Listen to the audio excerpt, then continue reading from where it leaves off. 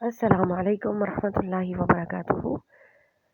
سورہ بقرہ کا تعارف، انٹروڈکشن آف سورہ بقرہ۔ آج کی اس ویڈیو میں آپ سن سکیں گے مقام نزول سورہ بقرہ کا، سورہ بقرہ کے رکوع اور آیات کی تعداد، سورہ بقرہ کب کہاں نازل ہوئی، اور سورہ بقرہ کے بارے میں جو احادیث کریمہ میں فضائل موجود ہیں اس میں سے 5 حدیث بعد حوالے کے ساتھ آپ کے گوش گزار کی جائیں گی، اور لکھے ہوئے حوالے آپ کو نوٹ ڈاؤن کروائے جائیں گے۔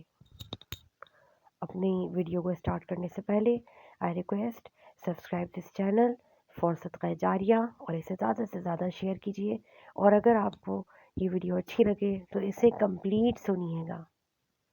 سورۃ البقرہ کا تعارف۔ سورہ بقرہ کا مقام نزول کچھ اس طرح ہے کہ حضرت عبداللہ بن عباس رضی اللہ تعالی عنہما کے فرمان کے مطابق مدینہ منورہ میں سب سے پہلے یہی سورہ یعنی سورہ بقرہ نازل ہوئی۔ اس سے مراد ہے کہ جس سورت کی آیات سب سے پہلے نازل ہوئی وہ سورہ بقرہ ہے جو مدینہ منورہ میں نازل ہوئی ہے، یعنی مدینہ منورہ میں جو سب سے پہلے سورت نازل ہوئی ہے یا جس کی آیات نازل ہوئی ہیں وہ سورہ بقرہ ہے، کیونکہ سورہ بقرہ ایک ساتھ تو مکمل نازل ہوئی نہیں ہے، آیتوں کے حصے مختلف نازل ہوتے تھے۔ تو حضور پاک صلی اللہ علیہ وسلم لوح محفوظ کے مطابق جو ترتیب ہوتی تھی وہ صحابہ کرام سے ارشاد فرما دیا کرتے تھے، تو صحابہ کرام ان آیات کو اسی مقام پر لکھ دیا کرتے تھے۔ اب سورہ بقرہ کی رکوع اور ان کے آیات کتنی ہیں؟ اس سورہ مبارکہ میں 40 رکوع ہیں، 40 رکوع اور 286 آیتیں ہیں۔ سورہ بقرہ کا جو نام ہے اس کی رکھنے کی وجہ کیا ہے؟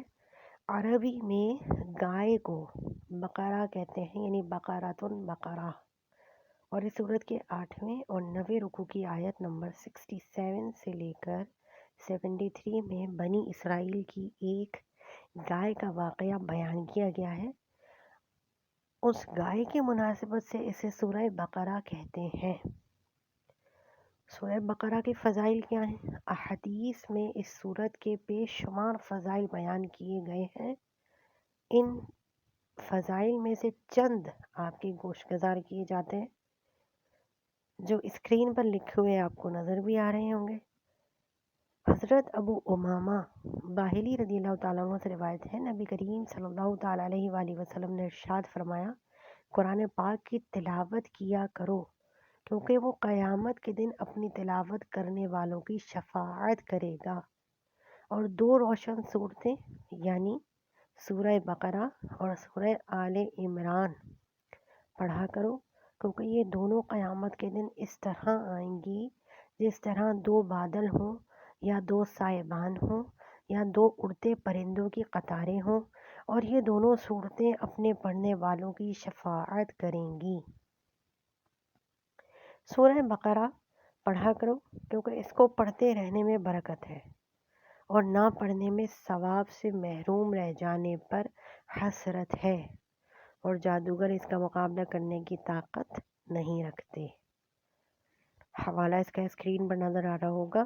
یہ حدیث پاک صحیح مسلم میں موجود ہے، کتاب صراط المسافرین و قصرہا، باب فضل قراءۃ القرآن و سورۃ البقرہ، صفحہ نمبر 403، حدیث پاک نمبر 256 804۔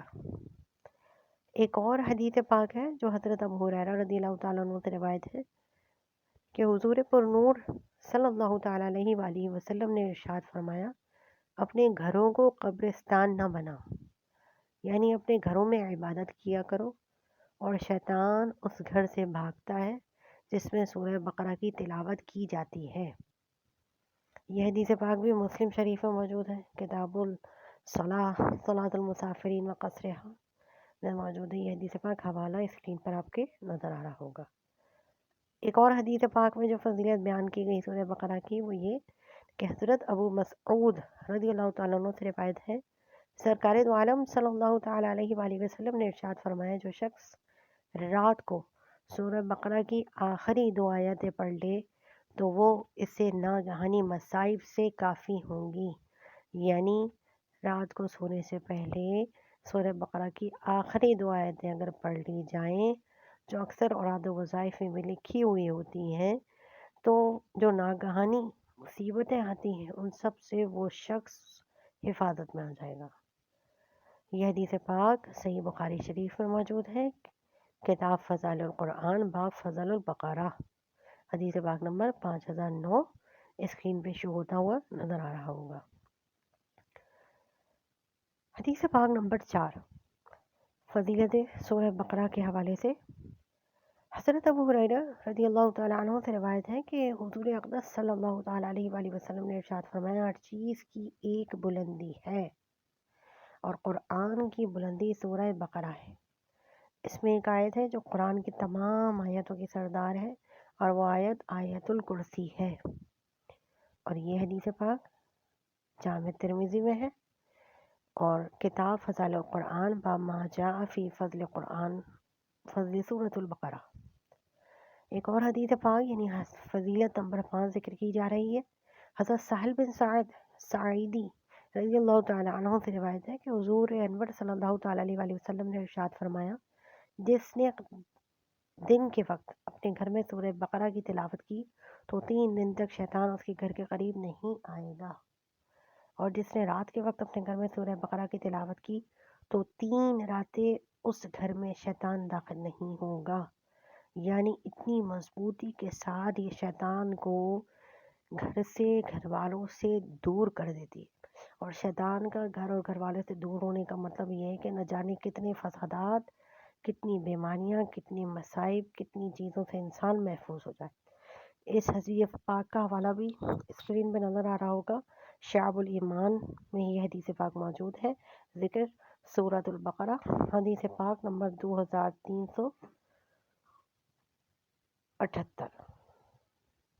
قرآن کریم کی تمام صورتوں کے تعارف، اس میں پائے جانے والے مضامین اور ان کی صورتوں سے آپس میں مناسبت کے لیے اگر آپ سننا چاہتے ہیں تو ہمارے چینل کو مزید ویڈیوز کے لیے سبسکرائب کیجیے۔